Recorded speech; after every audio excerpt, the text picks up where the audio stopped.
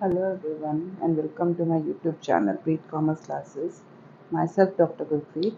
आज का हमारा टॉपिक है फंड्स फ्लो स्टेटमेंट। हम ये देखेंगे कि हम फंड्स फ्लो स्टेटमेंट किस तरीके से बनाते हैं। फंड्स फ्लो स्टेटमेंट बनाने के लिए हमें बेसिकली 3 स्टेटमेंट्स की ज़रूरत होती है। सबसे पहले हम शेड्यूल और statement of change in working capital बनाते हैं, देन हम बनाएंगे adjusted profit and loss account और देन हम बनाएंगे funds flow statement. Funds flow statement basically बताता है कि कंपनी की फ्लो ऑफ फंड्स जो हैं वो रेगुलर हैं या नहीं है। आइए सबसे पहले हम देखते हैं स्टेटमेंट और schedule of change in working capital किस तरीके से बनाए जाते हैं। वर्किंग कैपिटल का बेसिकली हमने पिछले वीडियोस में देखा होगा formula current assets minus current liabilities होता है। हमने फाइनेंशियल स्टेटमेंट्स के अंदर ये भी देखा कि करंट एसेट्स कौन कौन सी होती हैं और करंट लायबिलिटीज़ कौन कौन सी होती हैं। तो इसलिए हमारा थोड़ा ईजी होगा schedule of change in working capital बनाना। सबसे पहले हम इस तरीके से फॉर्मेट ड्रॉ कर लेंगे जिसके अंदर हम लोग यहाँ पर लिखेंगे पर्टिकुलर्स। उसके बाद हम लोगों को डेटा 2 साल का दे रखा होगा तो हम डेटा लिखेंगे, ये तो देखेंगे हम लोग प्रीवियस ईयर का, और ये हम डेटा लिखेंगे करंट ईयर का। उसके बाद हम लोग यहाँ लिखेंगे इफेक्ट ऑन वर्किंग कैपिटल। उसके बाद इफेक्ट यहाँ तो इंक्रीज होगा जो कि आंसर अगेन रुपीस में होगा, या फिर अगेन डिक्रीज होगा, राइट। अब आइए पर्टिकुलर्स के अंदर हम लोग क्या लिखेंगे। सबसे वर्किंग कैपिटल का मतलब करंट एसेट्स या करंट लायबिलिटीज। आइए सबसे पहले हम देखते हैं करंट एसेट्स हमारे कौन कौन से होते हैं। ये हमारे फाइनेंशियल स्टेटमेंट्स वाले वीडियोस में करंट एसेट्स का देखा था हमने। बैलेंस शीट के अंदर current assets and current liabilities कौन कौन सी होती है। इसके अलावा रेशियो एनालिसिस में भी हमने देखा था कि current assets and current liabilities कौन कौन सी होती हैं। आइए फिर हम रिपीट कर लेते हैं। जैसे कि कैश इन हैंड, वो पैसा जो बहुत शॉर्ट टाइम पीरियड के लिए हमारे पास रहता है लेकिन वो हमारा असेट है कंपनी का। कैश बहुत शॉर्ट टाइम पीरियड के लिए रहता है और वो रेगुलर यूज हो जाता है। कैश एट बैंक, जो पैसा जो बैंक में पड़ा है कंपनी का, रेगुलर यूज कर सकते हैं। या फिर बिल्स रिसीवेबल, वो सेल जो हमने किए हैं और हमें उसके ड्यू बिल्स हैं जो हमने रिसीव करने हैं। या फिर हैं सन्ड्री डेटर्स, हमने सेल कर दिए और पैसा हमारे पास आना है। या फिर किसी भी तरीके का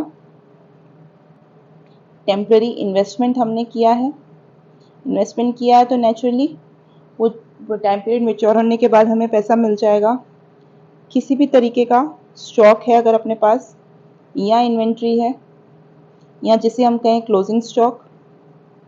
किसी भी तरीके के प्रीपेड एक्सपेंसेस हैं, मतलब जो हमने एडवांस में एक्सपेंसेस बेयर कर दिए हैं और जो हमें बेयर नहीं करने हैं। या फिर किसी भी तरीके की एक्रूड इनकम है।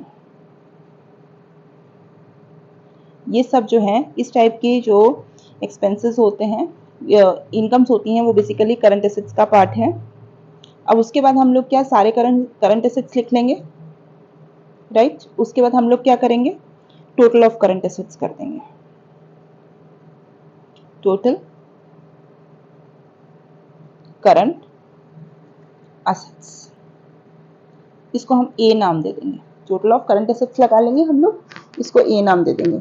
अभी इसका ट्रांजेक्शन कैसे होगा ये मैं आपको बाद में बताऊंगी, इस तरीके पोस्टिंग कैसे होगी। उसके बाद आइए करंट लायबिलिटीज पे।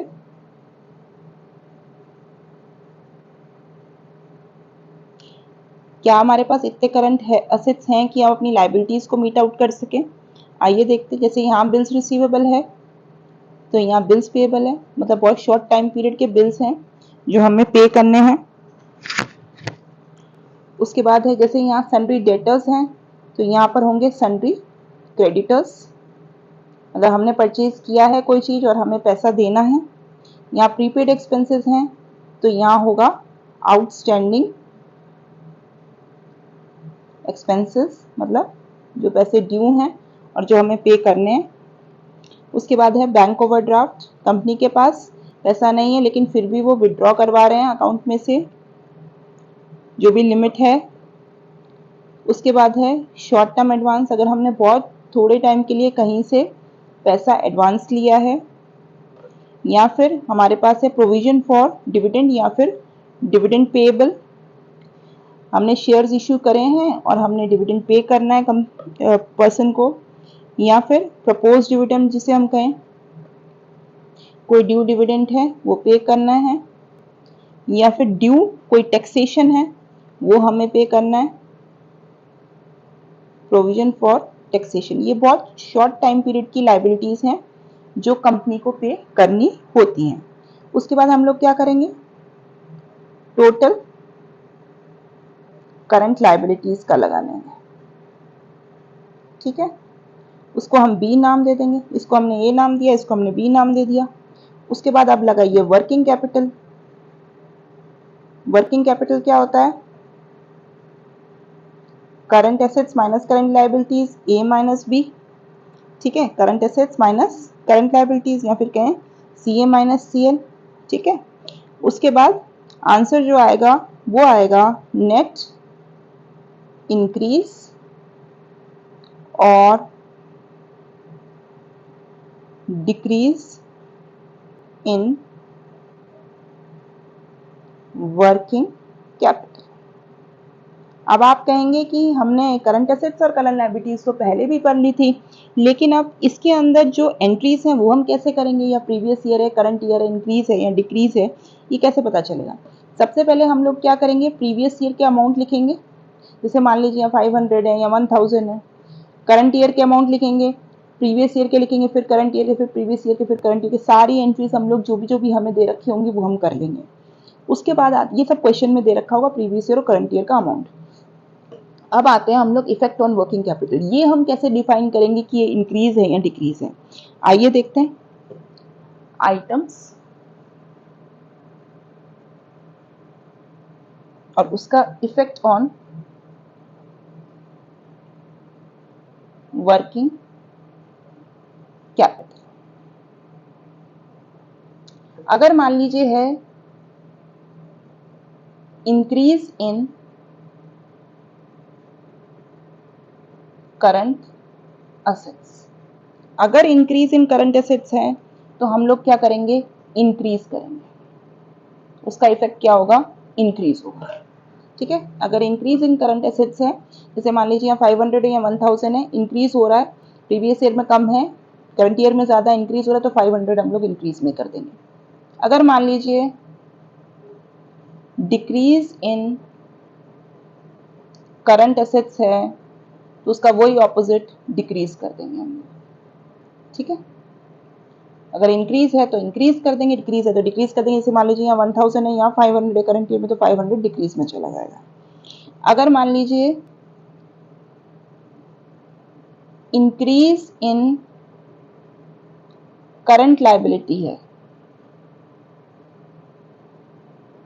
जैसे मान लीजिए यहाँ 400 है, यहाँ 800 हो गई, 400 की इंक्रीज हो रही है, तो हम इसका जस्ट ऑपोजिट लिखेंगे, इसको डिक्रीज में लिख देंगे, ठीक है। और अगर मान लीजिए है डिक्रीज इन करंट लायबिलिटीज, तो हम उसको इंक्रीज में लिख देंगे, ऑपोजिट करेंगे इसका।